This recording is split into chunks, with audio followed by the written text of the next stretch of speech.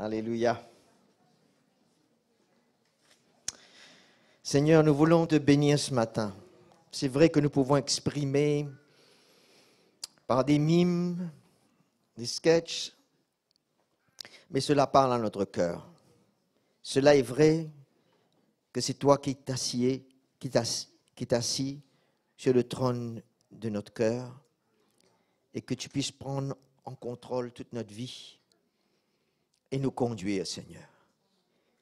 C'est vrai que souvent, nous passons à côté, on s'écarte parce qu'on veut toujours faire les choses à notre manière, mais toi, tu connais mieux pour nous et tu peux mieux faire avec notre vie que nous pouvons nous-mêmes. Te remercions, Seigneur, pour ta parole ce matin.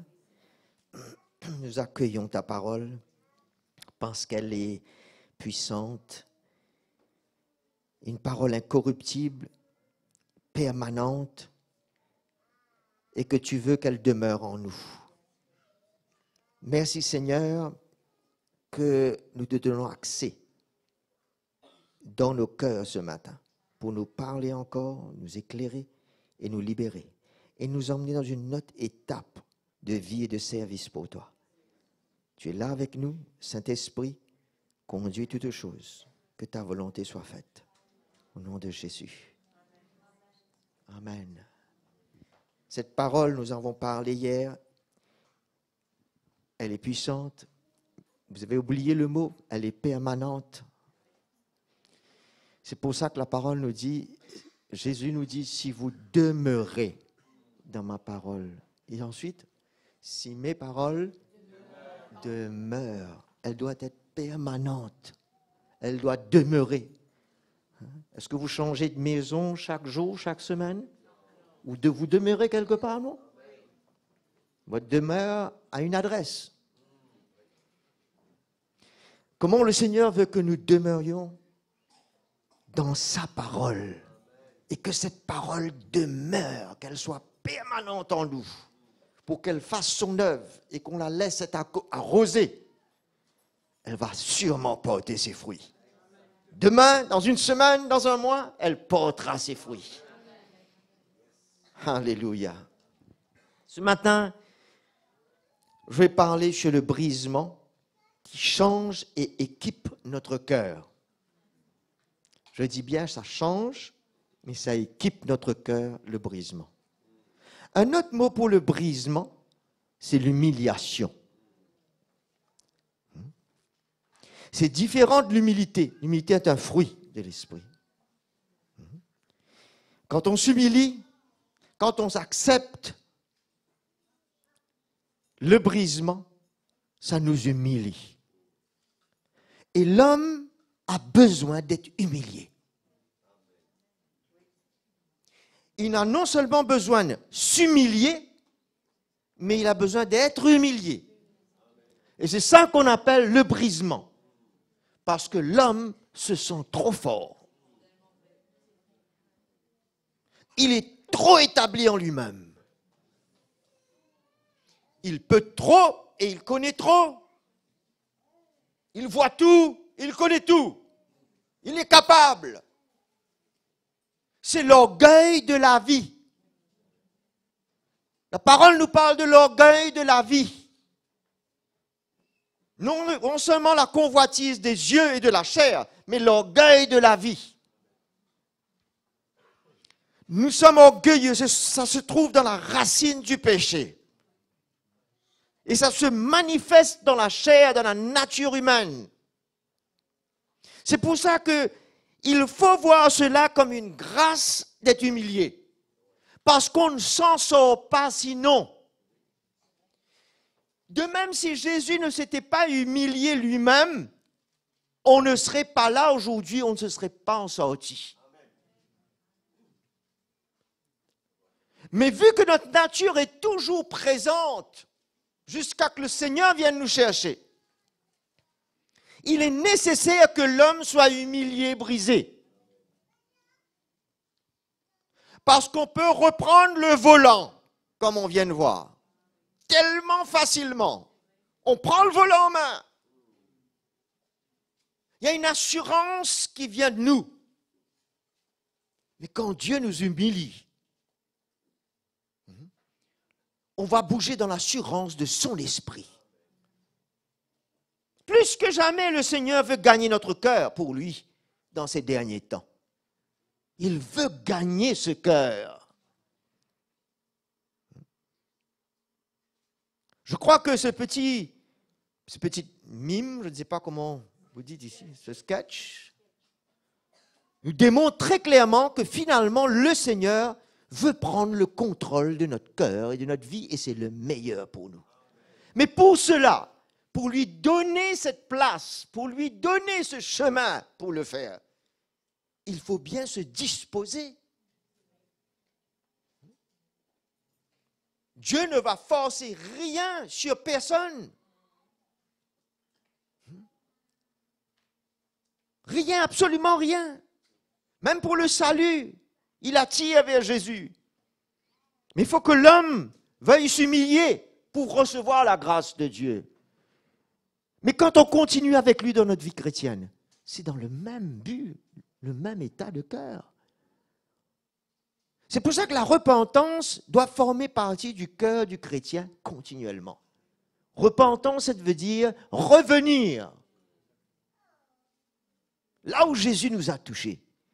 Avec ce cœur, revenir, nous détourner des voies et des moyens qui nous empêchent de bénéficier de la grâce de Dieu. Parce que Dieu fait grâce aux humbles. Et quand on se met debout, on est orgueilleux, on se prive. C'est dommage, n'est-ce pas? Et on n'avance pas dans les choses du Seigneur. On ne progresse pas dans sa vie. Alors, nous avons vu que le brisement, il y a deux buts principaux que moi je vois et que je veux en parler ce matin. Le premier, c'est notre protection. La protection de notre cœur. Le changement de notre cœur. Et que notre cœur soit gardé dans cet état. Ça, c'est la protection que le brisement peut emmener. Le deuxième aspect, c'est que ça va nous emmener dans un service efficace pour Jésus. Une sensibilité, une obéissance à son esprit. Quand le brisement vient, nous allons expérimenter ces deux choses très clairement. La protection de nos vies, le changement de notre cœur. Dieu va garder notre cœur. Pour lui, nous serons gardés et nous aurons un service de plus en plus efficace pour lui. Une sensibilité à son esprit. Le Seigneur nous brise, nous humilie au travers de deux moyens. Nous savons très bien, la première, nous la connaissons. Il nous humilie par l'œuvre de la croix. Il nous humilie en ayant accès dans notre cœur pour nous briser, si nous le voulons bien.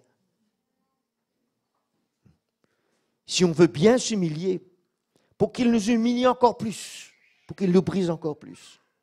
Et ça apportera des fruits dans l'esprit pour nous.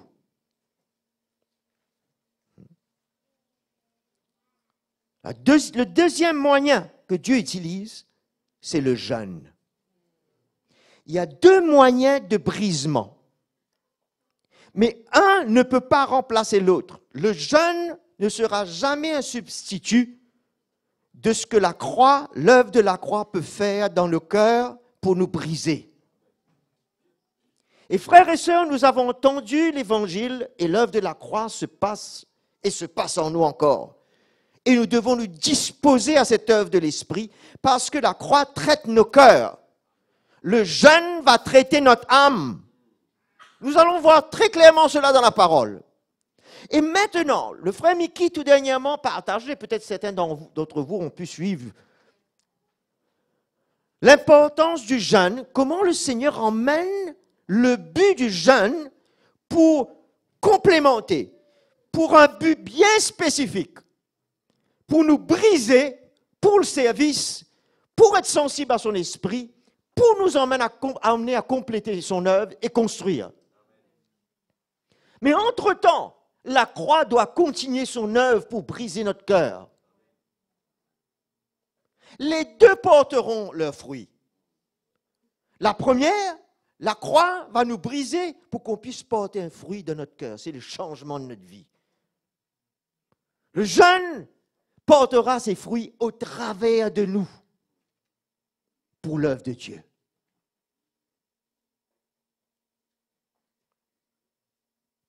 La croix va protéger notre vie et réussir son œuvre en nous pour qu'on arrive à refléter l'image de Jésus. Il faut être brisé pour arriver à refléter l'image de Jésus. Il y a une image en nous qui doit être brisée. Quand vous lisez l'Ancienne Alliance, vous voyez que Dieu demandait aux prophètes de parler à son peuple, d'aller sur les hauts lieux, de briser toutes les images taillées. Parce que ça prenait la place de qui Dieu est pour son peuple. Imaginez-vous d'adorer une image taillée par l'homme et d'adorer Dieu lui-même. C'est toute la différence. Il fallait qu'elle s'humilie et que ces images soient brisées. Et il y a eu des rois qui n'ont pas pris cas de cela, mais d'autres ont obéi à Dieu. Et ils se sont humiliés et ils ont fait ce que Dieu leur demandait pour briser. Et le peuple d'Israël était complètement restauré avec Dieu. Ça montre quand on s'humilie, okay, Dieu peut nous briser encore, Dieu peut faire son œuvre, il nous accompagne, on peut le faire face, on est amis de Dieu, mais souvent Israël était ennemi. Quelle est notre image? Qu'est-ce qui se tient debout aujourd'hui? Roland. Qui il est? Appelle-toi par ton nom. Peut-être que tu n'as jamais dit ton nom. Tu ne t'es jamais appelé. Tu appelais les autres. Hein? Qui suis-je, moi? Je suis grand, comment je me vois? Je suis joli, je suis bien? Je suis cool? Comment je vois mon image? Ce n'est pas comment je vois, mais comment Dieu me voit. Dieu veut voir l'image de son Fils en moi. Et il devra me briser, m'humilier pour que ça arrive. Ça n'arrive pas en pressant un bouton. C'est pour ça que Dieu, on doit voir la nécessité, le privilège, la valeur de cela, de se laisser humilier.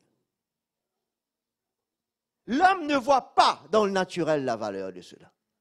Il ne le voit pas. Au contraire, si c'est possible de s'enorgueillir encore plus et de s'élever et de se positionner, ça le fait du bien.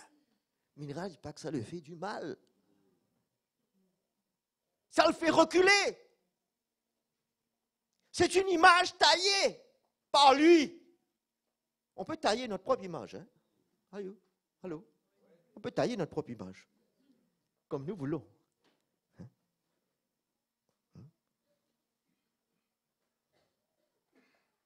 Vous savez, pour faire un vêtement, il faut bien un modèle qu'on taille. Hein?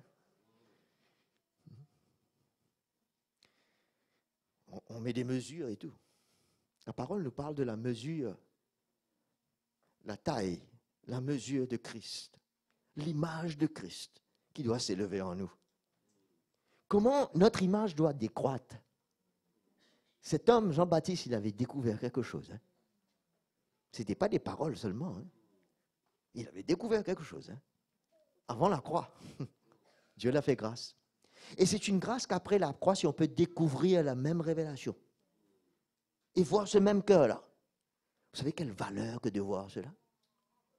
Une grande valeur. Ce n'est pas juste un message qu'on veut avoir un langage de parler. Dieu veut briser beaucoup de cœurs ce matin. Je ressens qu'il y a des gens qui se sont élevés. C'est vrai que nous tous, nous voulons nous élever. Vous savez, quand on s'élève, qu'est-ce qui se passe? On résiste à l'œuvre de Dieu. Vous savez qu'est-ce qui va se passer? Le Seigneur, parce qu'il nous aime, il va nous résister. Et c'est bon qu'il nous résiste. Et on ne comprend pas, on est inconfortable, il nous résiste, on est inconfortable. On veut le dire, mais c'est à cause de lui, c'est à cause d'elle, c'est à cause de cette situation. Pas à cause de personne. Dieu veut te libérer. Sa grâce est là. C'est une grâce, ça. C'est une grâce pour Jean-Baptiste de voir et de parler comme cela. Que ça devienne une grâce pour toi et moi. Que nous voyions la valeur et le privilège de cela dans l'esprit. Les maris envers les épouses, envers les enfants. C'est facile de se dresser une image. C'est nous tous qui sommes concernés. Comme je dis, inclus-moi. Nous sommes tous concernés. Mais nous devons voir clair de la grâce de Dieu. C'est une grâce, cela. La croix est une grâce. Le brisement qui vient par la croix dans notre cœur est un cadeau. Il faudrait qu'on l'accueille, cela. Quand on voit, on l'accueille. Pas le dimanche seulement. Quand nous sommes dans n'importe quelle circonstance. Tous les jours. Disposons nos cœurs à ces deux moyens d'humiliation. Je dispose. Allons, lisons maintenant dans Ésaïe chapitre 53.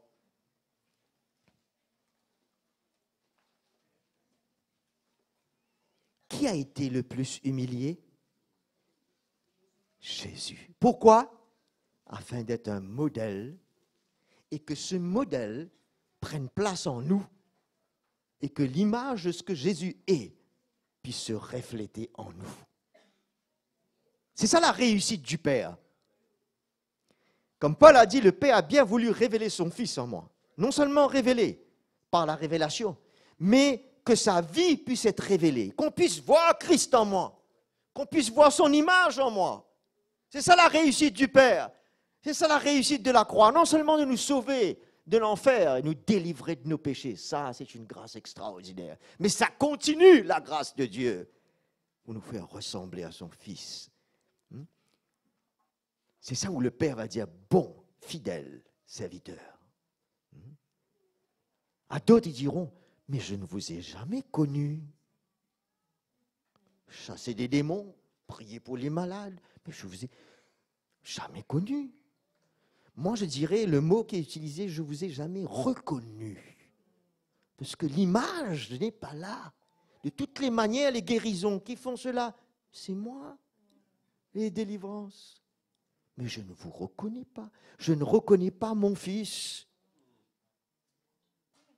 En vous. Jésus le plus humilié. Verset 3. Méprisé, abandonné des hommes. Et alors, je suis méprisé des hommes abandonnés, hommes de douleur et habitués à la souffrance. Semblable à celui devant qui on se voile la face. Il était méprisé, nous ne l'avons pas considéré. Certes, ce sont nos souffrances qu'il a portées, ce sont nos douleurs qu'il s'est chargé. Et nous l'avons considéré comme atteint d'une plaie, comme frappé par Dieu et humilié. Quand nous sommes humiliés, brisés, nous sommes frappés par Dieu. Son Fils, le Fils unique, a été frappé. Qui suis-je? Qui es-tu? Qui es-tu? Qui suis-je? Pour me lever et croire. Vous voyez, l'image doit changer là. Hein? Vous êtes d'accord? Peut-être on a une image dans notre pensée, mais il y a une image dans notre cœur qu'on doit voir maintenant. C'est un peu partie de l'engendrement également. Hein? Quand on est engendré par la semence de l'évangile, on commence à voir. On commence à voir de la bonne manière. Mais il était transpercé à cause de nos crimes, écrasé à cause de nos fautes. Le châtiment qui nous donne la paix est tombé sur lui.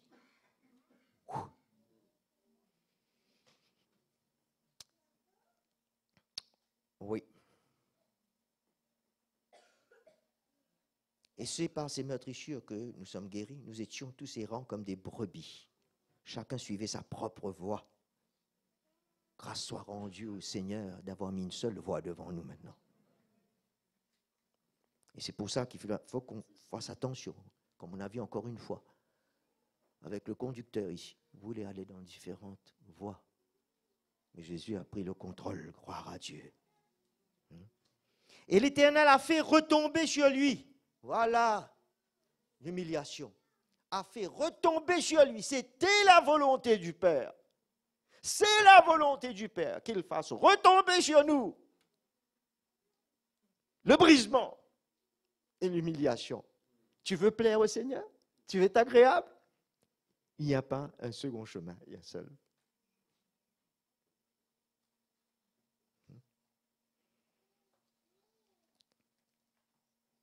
Il a été maltraité, il s'est humilié.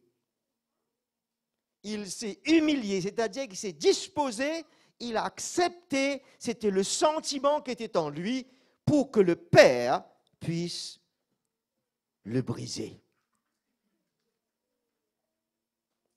Nous passons maintenant à Philippiens, chapitre 2.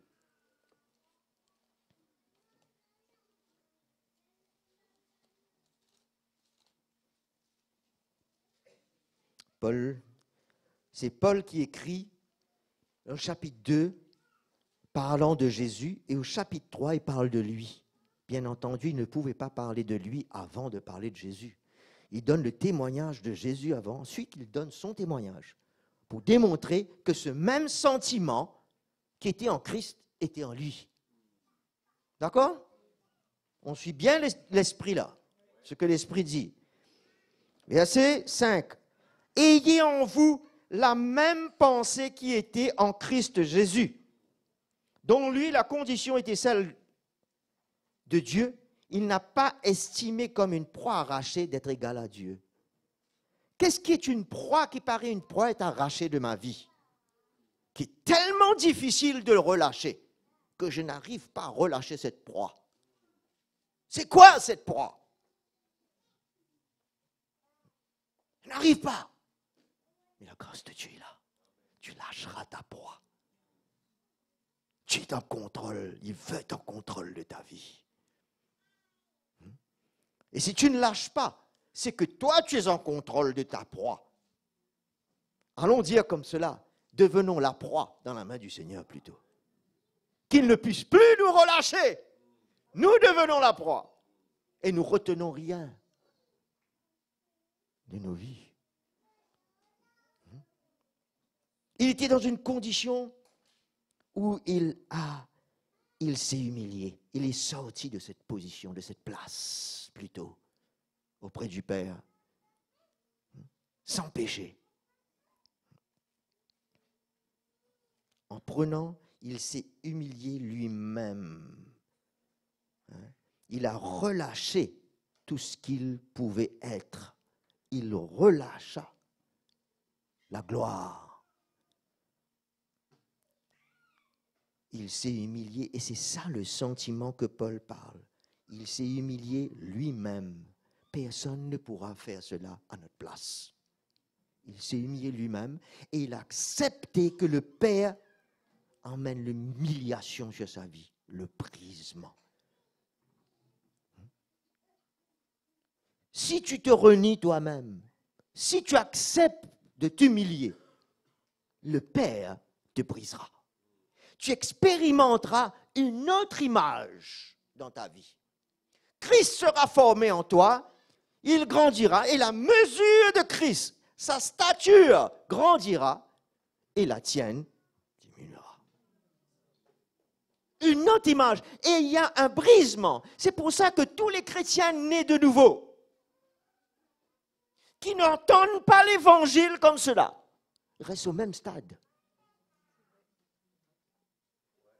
Et la parole parle de chrétiens charnels, où son image est tellement présente dans l'Église, où il connaît tout, il peut tout. Quelle grâce Dieu nous fait à l'Église d'entendre la vérité, qui va nous rendre libres et nous faire vivre une autre image en nous. Ça rejoint l'engendrement.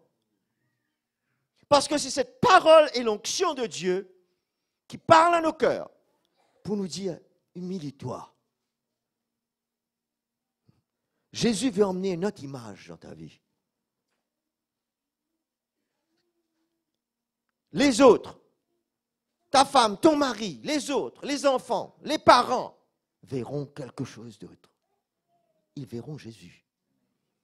Ils ne vont plus faire face à moi 24 heures sur 24, 7 sur 7. Petit à petit, Roland va disparaître. Ils feront face à Jésus. C'est pas ça la réussite du Père. La première, c'était de nous délivrer et nous donner le salut. Il veut nous engendrer aujourd'hui pour une vie pareille. Et il nous dit, il est devenu obéissant jusqu'à la mort de la croix. Seigneur, jusqu'où ira cette humiliation? Jusqu'à la mort de la croix. En d'autres mots, jusqu'à que ça coûte le plus que ça doit coûter. Et ce n'est pas à moi à mettre une limite à l'humiliation et le brisement. Ça suffit là. L'image est corrigée un peu, ça va. Je crois que ça suffit. Mais tu présenteras un petit peu de Jésus et beaucoup de toi, toujours. Jusqu'à où tu es prêt à aller? Jusqu'à la mort de la croix. Et la mort, c'est qu'on n'entend plus ce que je suis, ce que je peux dire, et on entend plus de Jésus et ce qu'il est. C'est simple, non? Ça paraît simple, hein? Mais c'est la vérité. C'est coûteux. Vous savez, comme Jacques lui dit, et Jacques, c'est le serviteur sage. Hein? Je dis toujours, l'épître à Jacques, de Jacques, c'est le livre de la sagesse du Nouveau Testament. Ne vous bornez pas à écouter. Si tu ne le vis pas encore, écoute encore, écoute encore, écoute encore, afin que cette semence, elle prenne vie en toi, ce que tu entends. Elle doit pousser, sinon l'ennemi va voler cela. Elle sera chez le rebord du chemin, dans un endroit pierreux, elle va brûler sous le soleil et elle disparaîtra. Que ma parole demeure en toi, demeure en elle. La révélation vient libérer nos vies.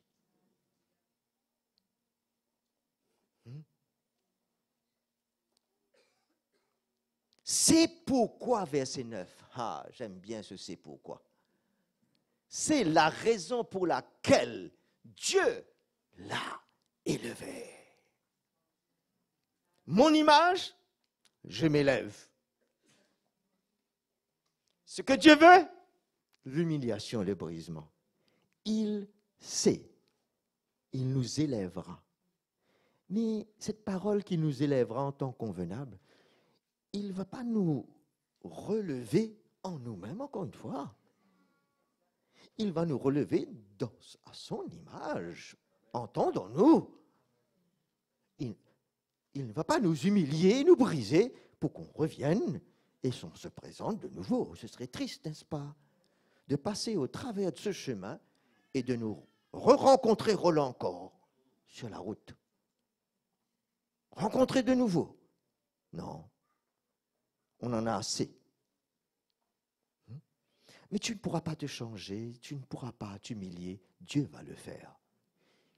Je veux dire, tu ne pourras pas accepter l'humiliation, le brisement, je m'exprime mal, tu ne pourras pas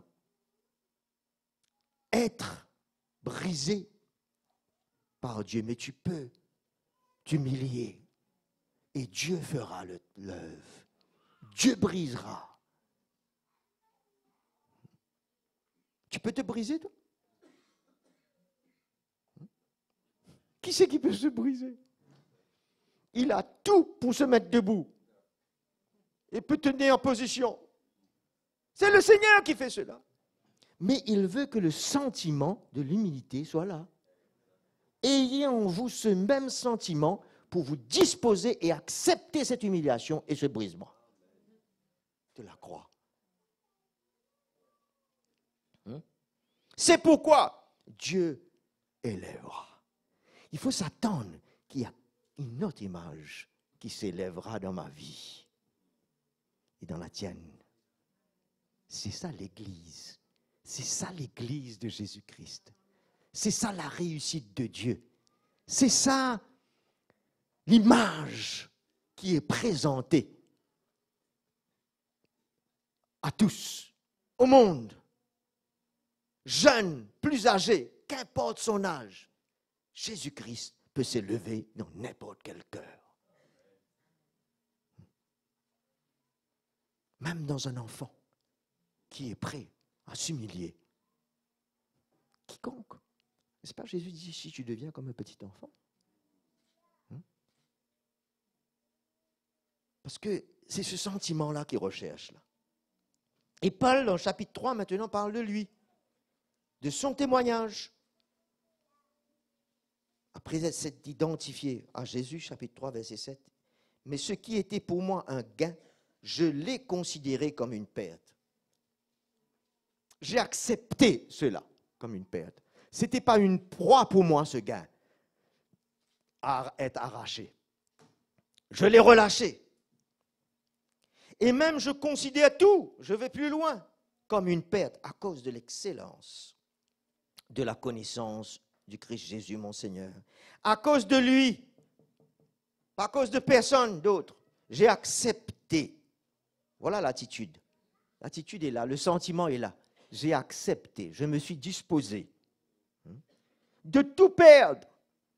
Et je considère tout comme des ordures afin de gagner Christ. Ça, c'est un sentiment bien profond et puissant. Ensuite, plus bas, il parle de la course.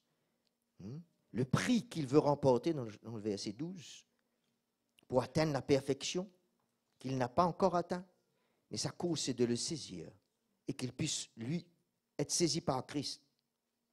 Il a été saisi par Christ, mais il veut être saisi encore. Et il veut saisir Christ. Il veut saisir cette image. Il veut devenir comme Christ. Dieu veut nous humilier, veut nous briser. Et la correction forme partie de l'œuvre de la croix pour nous humilier. Pour emmener ce brisement, pour emmener cette humiliation de la part de Dieu, c'est incontournable, frère, en tant que chrétien. Un chrétien né de nouveau, mais engendré dans l'esprit de l'Évangile, c'est incontournable. C'est le chemin. Mais Dieu ne nous force pas, il dit, si tu veux me suivre sur ce chemin, ça dépendra de ta décision. Si.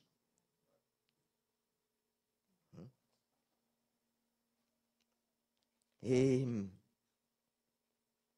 dans Hébreux chapitre 12,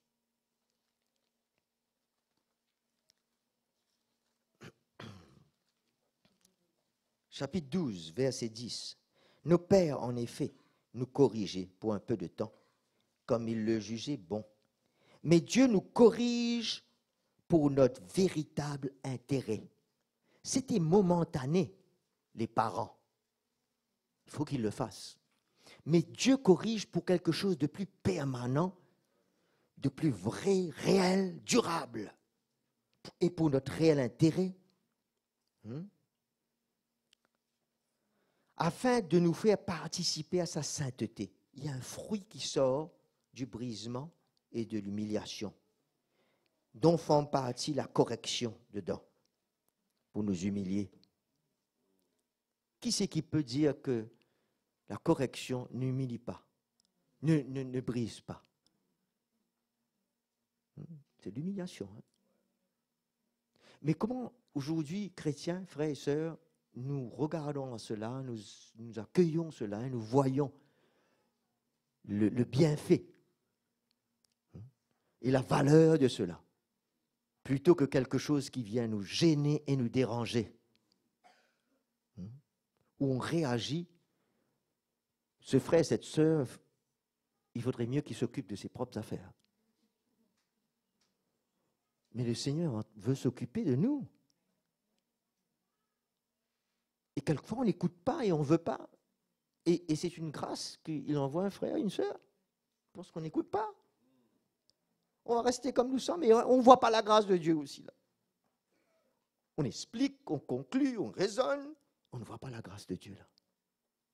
Qu'il veut nous humilier. Parce qu'il y a une vie qui suit, la sainteté. Toute correction, il est vrai, paraît être au premier abord un sujet de tristesse et non de joie. C'est l'humiliation. Mais plus tard, elle procure un paisible fruit. Plus tard, de justice. Sainteté, justice. Dans la parole vivante, il nous dit à ceux qui se sont laissés former. C'est là où va paraître le fruit.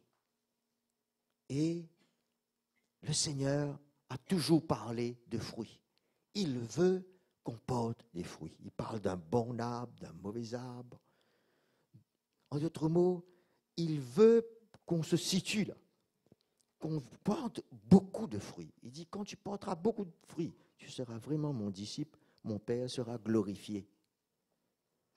Il s'attend que cette œuvre se fasse pour que je porte du fruit. Parce que il nous dit dans Romains chapitre 6, les fruits que nous portions autrefois dans notre vie passée, nous en avions honte de cela. Ça, c'est dans le passé. Ce serait triste qu'aujourd'hui, sauvés dans l'Église, nous ayons toujours honte de nos fruits. C'est pour ça que le Seigneur nous donne l'occasion, l'opportunité de laisser nos vies entre ses mains. Abandonnons nos vies entre ses mains. Ne reprenons pas comme si on nous l'a arraché.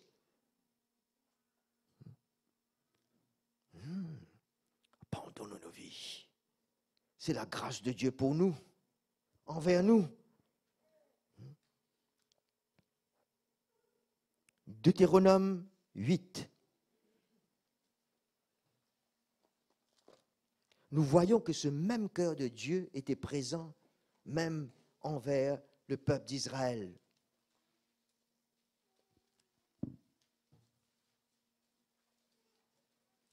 Tu te souviendras, verset 2. Souviens-toi de tout le chemin que l'Éternel, ton Dieu, t'a fait faire pendant 40 ans. Le chemin, vous voyez le chemin? Quel chemin c'est aujourd'hui? Le chemin de la croix. C'était un chemin dans un désert. Il n'y avait rien envers lequel on pouvait s'accrocher.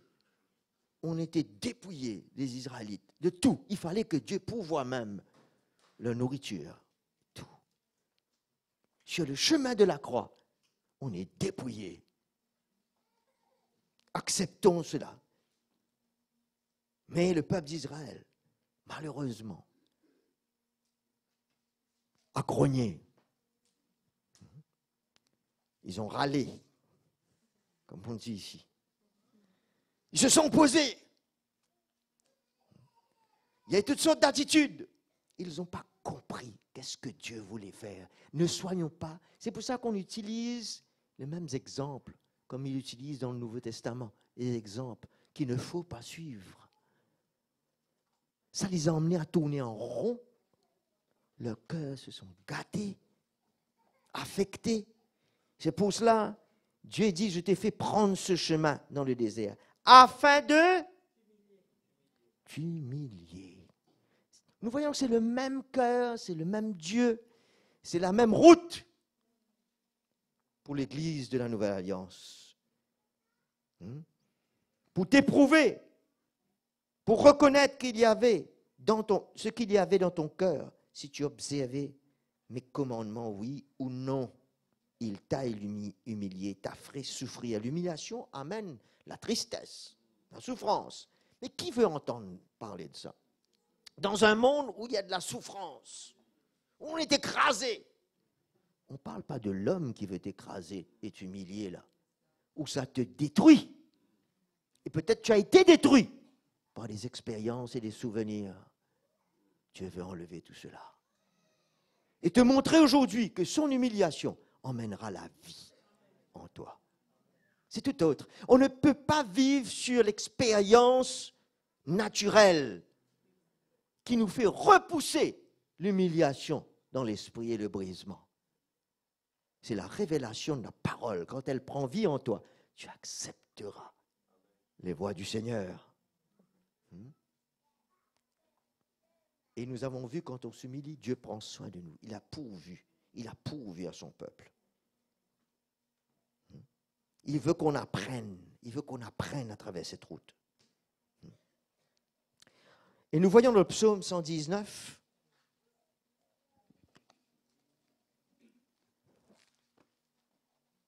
le psaume 119.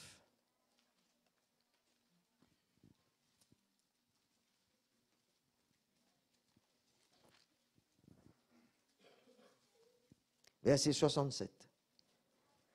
Avant d'avoir été humilié, je m'égarais. Maintenant, j'observe ta parole. Comme quoi, on peut se voir s'éloigner et s'égarer si l'humiliation ne prend pas place et le brisement. L'homme a tout en lui structuré pour l'écarter de Dieu, pour l'éloigner, pour l'emmener à s'égarer. C'est pour ça qu'il faut qu'on voie ça comme une grâce. Dieu nous connaît mieux que nous-mêmes. Et peut mieux faire avec notre vie que nous le pouvons nous-mêmes. Humilions-nous. Quelque chose se passe. C'était comme ça avant, mais maintenant, c'est différent. Maintenant, j'observe. Dieu m'a humilié mon cœur. Quelque chose s'est redressé, s'est réaligné. Ok, alors là, nous avons parlé jusqu'à l'heure du brisement de la croix qu'on connaît, mais que Dieu veut ramener et emmener cette révélation claire dans notre cœur. Pour briser nos cœurs afin que nous puissions porter du fruit dans nos vies et être changés en son image. Nous parlons du jeûne comme brisement maintenant. Okay. La croix humilie notre cœur, le jeûne humilie notre âme. Psaume 35, verset 13.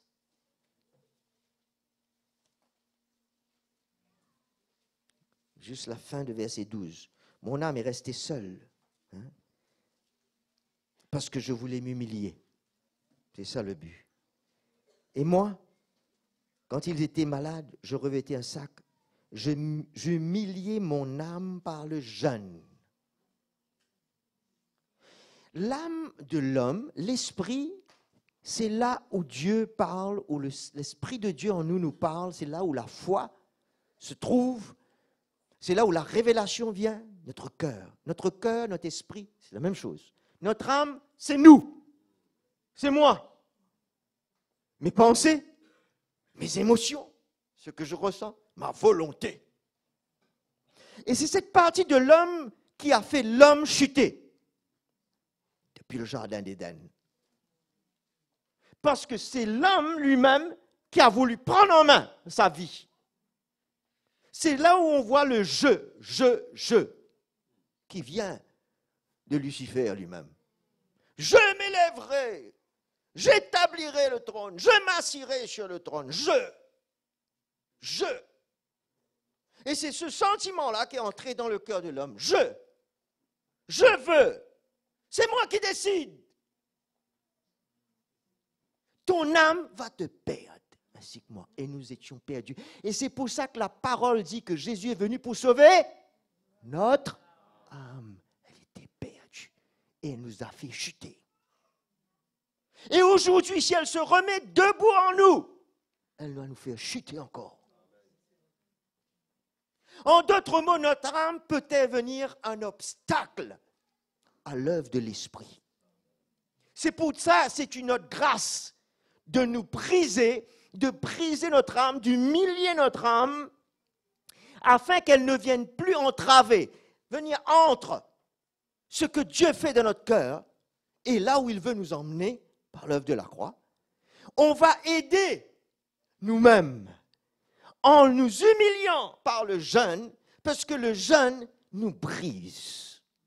Parce que en nous privant de nourriture, en acceptant de se retirer, d'être seul, ça vient nous démunir, dépouiller de tout ce que nous voudrions être et faire. D'accord? C'est une aide de la part de Dieu.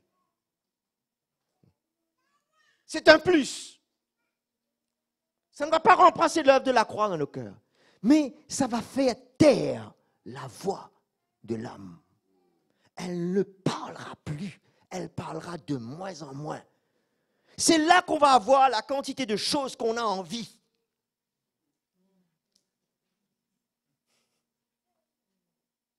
Tous les je veux et je peux vont apparaître dans ce moment.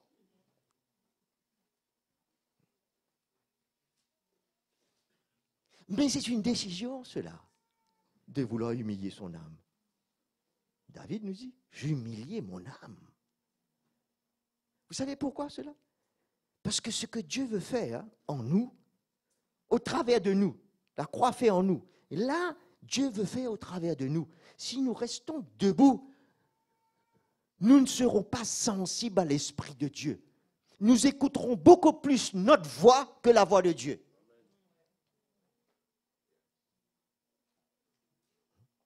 Nous ne serons pas sensibles. C'est pour l'exécution de l'œuvre de Dieu.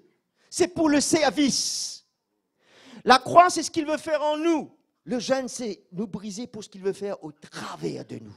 Et Dieu veut qu'on porte les fruits en nous et au travers de nous.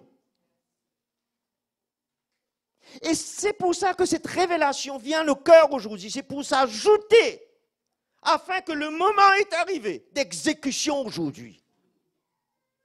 Mais si tu vas aller avec toi-même, tu seras un obstacle pour l'Esprit de Dieu. Et Dieu te demande, humilie ton âme. Si tu veux le servir efficacement, tu veux entendre sa voix,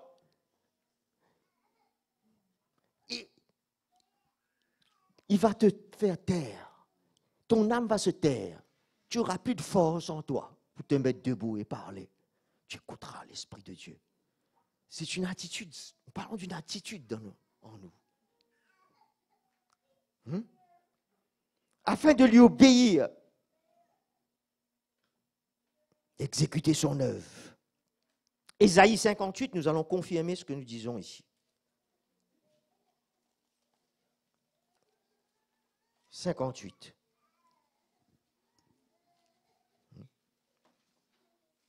Là, le prophète parle de la part du Seigneur. Le Seigneur veut nous dire, qu'est-ce que tu comprends par le jeûne? Il veut parler du vrai jeûne, il semblerait qu'il y ait un faux.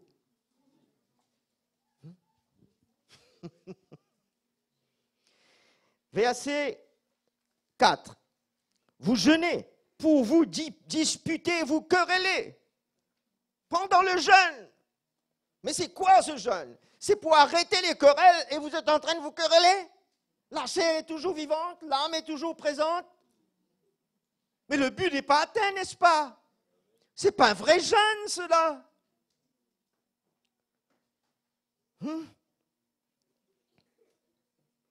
Pour frapper méchamment du poing. Waouh.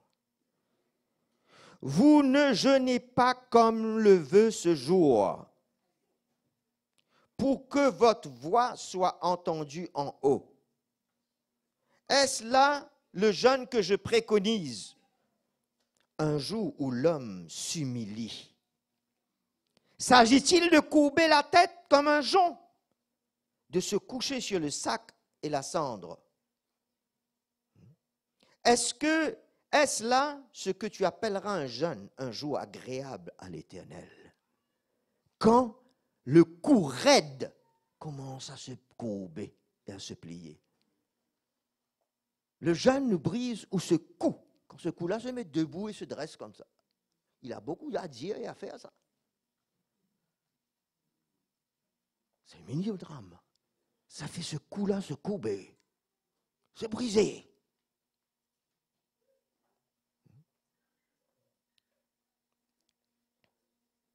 Tout ça, c'est la révélation de la croix. De se coucher et non d'être debout. On est à plat. On ne peut plus se relever. On n'a plus de force. Ce que Dieu préconise. Parce que il pouvait faire des jeûnes selon des principes, selon la loi, mais ça n'amenait pas ce but-là que Dieu préconisait. Il le faisait. Et le chrétien aujourd'hui peut jeûner comme un principe. Et ça n'a même pas le but du brisement. Et c'est ça où Dieu nous éclaire. Parce que ce but-là, c'est humilier notre âme. De jeûner et de continuer à frapper du poing. C'est qu'on ne voit pas le but. C'est un principe. D'autres voulaient jeûner pour avoir la puissance. Pour aller chasser les démons. Moi, je crois que Dieu va nous rendre sensibles si on doit aller chasser les démons. Mais ce sera avec ce cœur, cette âme brisée. Pas cette âme élevée. Et que dans sa propre force, le plus fort qu'il crie, c'est lui l'homme. Mais quel démon peux-tu chasser, toi et moi? Humilie ton âme. Dieu fera l'œuvre. Voyez où l'homme, même par le jeûne, reste debout. Et le jeûne que Dieu préconise, c'est pour que notre âme s'humilie. Il jeûne pour qu'il en retire quelque chose de cela pour lui. Et le but du jeûne, c'est pour qu'il se retire. Pas qu'il retire. Hein? Et là, nous voyons, voilà, le verset 6 vient tout expliquer. Que quand nous allons dans le jeûne que Dieu préconise, regardez ceux qui suivent. Ça parle toujours d'une action et de l'œuvre de Dieu pour exécuter. La sensibilité qui va venir. Voici le jeûne que je préconise. Détache les chaînes de la méchanceté. Dénoue les liens du joug. Renvoie libre ceux qu'on écrase et qu'on rompe toute espèce de joug. Partage ton pain avec celui qui a faim et ramène à la maison les pauvres sans abri. Si tu vois un homme nu, couvre-le. Et ne te détourne pas de celui qui est ta propre chair. Tout ça va suivre le vrai jeûne?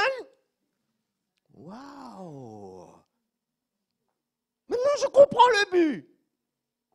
C'est pour avoir un cœur qui sera disposé. Notre âme ne fera plus obstacle. Ah, moi je pense, moi je ressens, moi je crois que c'est comme cela. Non! Tu es brisé. Tu ne fais qu'entendre une seule voix. Ce n'est pas la tienne, c'est la voix de l'Esprit. Et tu seras prêt à aller faire ce que l'Esprit du Seigneur te dit. Voilà que l'Église dans laquelle le temps et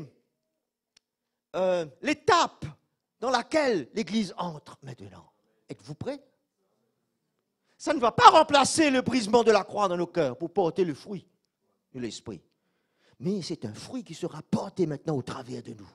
Es-tu prêt à te positionner, à accepter, à te disposer dans le jeûne, dans le but de voir Dieu agir ici à Paris, d'agir dans les environs, autour de toi? Tu n'as pas été actif parce qu'il y a eu des obstacles qui se sont tenus entre toi et l'Esprit de Dieu. Humilie ton âme.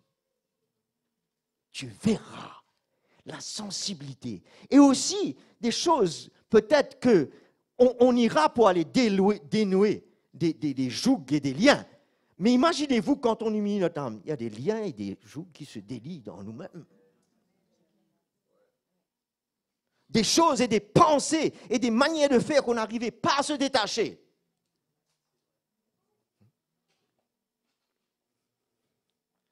Le Seigneur est à l'œuvre. il vient nous dire, je viens t'aider là. C'est une grâce, cela. Ce n'est pas un principe à mettre en pratique, c'est une grâce. Sensibilité de l'esprit qui va venir. Il dit, alors la lumière poindra comme l'aurore et ta guérison germera promptement. Regardez la suite, cette humiliation. Ta justice marchera devant toi et la gloire de l'Éternel sera ton arrière-garde. Alors tu appelleras et l'Éternel répondra. Tu crieras, il dira, me voici. Par ce jeune-là, il dira, me voici. Tu as dit, toi, me voici, tu as chanté. Mais maintenant, ça va être tout autre, ce me voici-là. Ce n'est pas toi que tu présenteras. Ton âme sera brisée. Tu écouteras l'Esprit de Dieu. Et beaucoup de chrétiens sont frustrés et découragés parce qu'ils n'arrivent pas à servir le Seigneur et voir des fruits dans l'Esprit. Parce qu'il y a trop de nous-mêmes. Trop de nous-mêmes. Moi, je vous dis, quand on parle la direction de Dieu, par le brisement de nos cœurs par la croix, et par le brisement par le jeûne, Dieu sera là pour dire, j'écoute ce que tu dis. Me voici, je vais agir, je vais faire. Il faudra que tu t'attendes, Dieu va agir. Là où ça paraissait impossible, il te donnera une sensibilité et tu verras les portes qui s'ouvriront. Parce que tu as décidé, tu t'es disposé à la manière de Dieu. C'est une nouvelle étape pour l'Église. C'est pour ça que le frère Mickey en parlait. Moi, je ne veux que renforcer ce but, cette réalité dans l'esprit.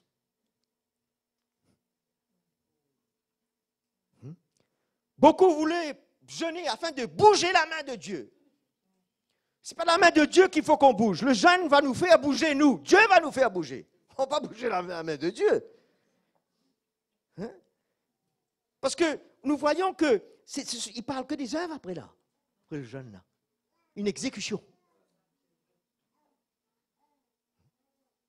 Et quand le chrétien est frustré, ne voit pas qu'il doit s'humilier comme cela, ben, il commence à se tourner sur l'autre, sur lui-même. Pointe les doigts, la situation, circonstance. Mais humilie ton âme et tu verras, toi et moi, et nous verrons la main de notre Dieu. Ce n'est pas technique cela.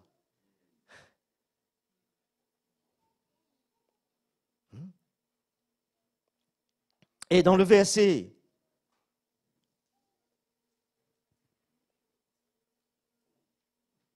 10, vers la fin, dit, ta lumière se lèvera sur les ténèbres et ton obscurité sera comme le midi. L'Éternel te guidera constamment. Constamment. Tu entendras sa voix et il te guidera. Tu sauras quoi faire. Parce que tu ne sais pas quoi faire, parce que tu es confus, parce que tu écoutes trop toi-même.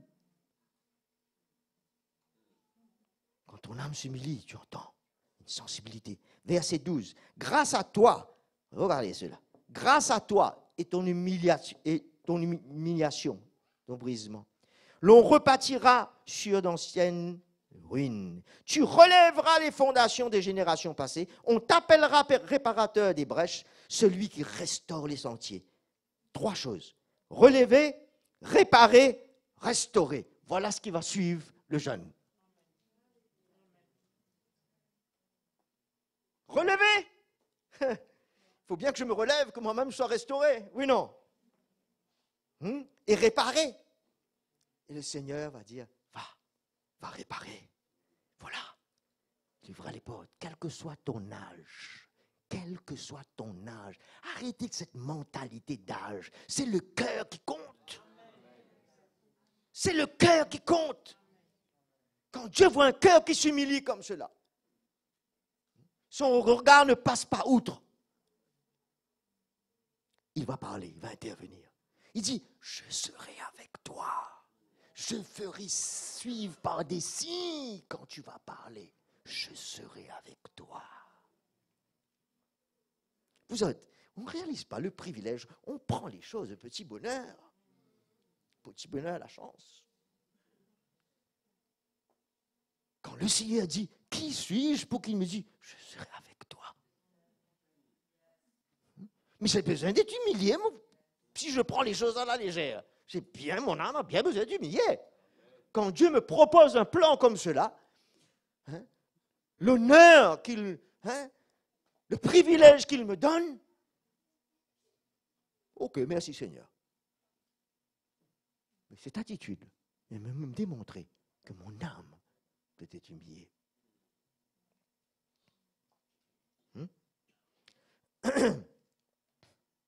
Alors nous voyons maintenant le chemin de la croix, il y a un si.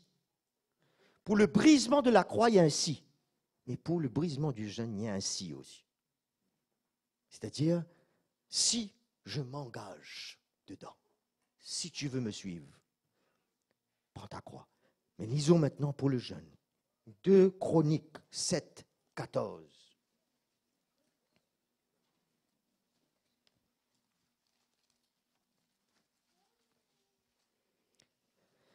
Si mon peuple s'humilie,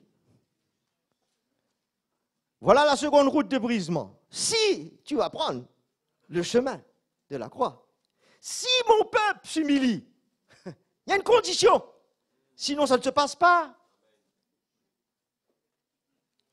Sur qui est invoqué mon nom s'humilie. C'est qui?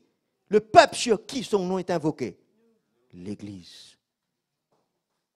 Vous voyez la responsabilité de nous mettre à part et que la vie chrétienne n'est pas des petites réunions de dimanche en dimanche. Si mon peuple s'humilie, je peux m'humilier personnellement, mais corporellement. Pour un but. C'est pour un but, ça. Il prie et recherche ma face. S'il revient de ses mauvaises voies, moi, je l'écouterai des cieux. Je lui pardonnerai son péché et je guérirai son pays. Je crois que s'il peut guérir les pays, il peut guérir les cœurs, il peut guérir nos vies, il peut guérir n'importe quoi, non? Non? Si on peut croire qu'il va guérir autour de nous, il faut bien croire qu'il peut guérir ici. En nous. Et voyez, ils disent de mauvaises voix. Si tu viens comme tu es avec tes faiblesses, aucun problème de servir le Seigneur. Mais si tu viens avec un cœur sale, tu ne pourras pas. Il faudra que tu te repentes. Un cœur pas pur ne donne pas l'ouverture, la possibilité. Mais les faiblesses, avec les faiblesses et manquements, pas de problème. Si tu es chemin de la croix, le Seigneur va s'occuper de ça. Il y a un cœur pur. Et tu t'humilies. Tu pries. D'accord? Alors voyons que la vie des gens et des individus sont dans nos mains. Mais c'est sérieux, hein? Il faut qu'on s'humilie pour que le Seigneur arrive à faire cela et que ça porte des fruits au travers de nous. On a accepté, on s'est disposé au brisement de la croix. Maintenant, Dieu veut qu'on se dispose au brisement du jeûne parce qu'il veut nous confier des choses qu'il veut lui exécuter au travers de nous. Mais si, encore une fois, tu as pris le chemin de la croix, mais si, tu vas t'humilier dans le jeûne.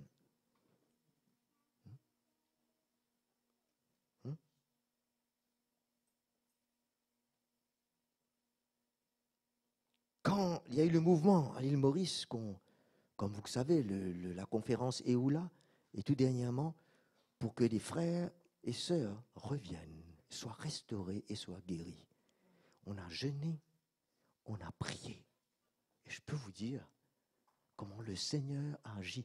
Et pas dans la conférence. Après la conférence, le Seigneur n'arrêtait pas d'agir. Il y a des gens qui ne sont même pas venus à la conférence, qui ont eu la petite brochure, le pamphlet, là, et qui sont venus après à l'église. On ne pouvait pas arrêter. Ce n'était pas une conférence. On ne peut pas. Dieu ne s'arrête pas à 3 jours. Conférence. La conférence continuait. C'est ce que l'Esprit de Dieu veut faire finalement. Et personne ne veut arrêter ce but de se briser devant le Seigneur et continuer à voir le Seigneur guérir, ramener, restaurer son peuple, guérir. Quand il guérit le pays, il commence à guérir son peuple avant tout. Non?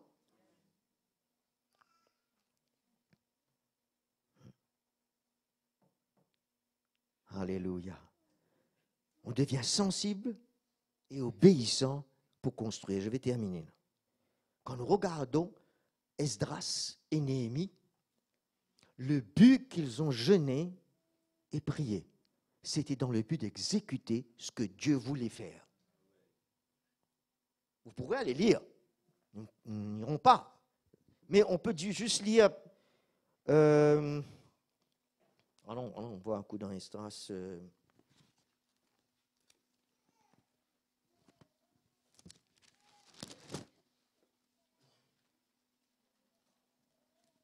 Esdras, chapitre 8.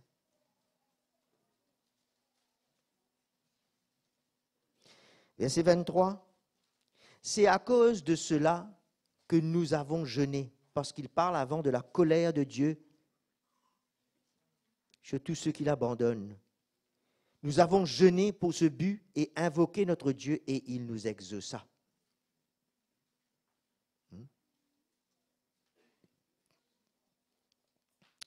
Nous voyons aussi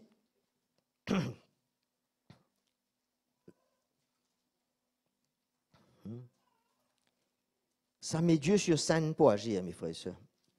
Chapitre 9, verset 5. Puis, au moment de l'offrande du soir, je me levai du sein de mon humiliation.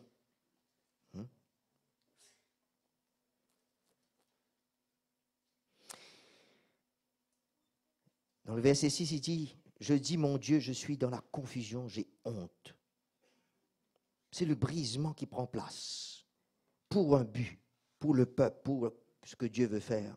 Verset 8, et cependant, à cet instant, l'Éternel, notre Dieu, vient nous faire grâce en nous laissant quelques rescapés et en nous accordant un abri dans son Saint-Lieu.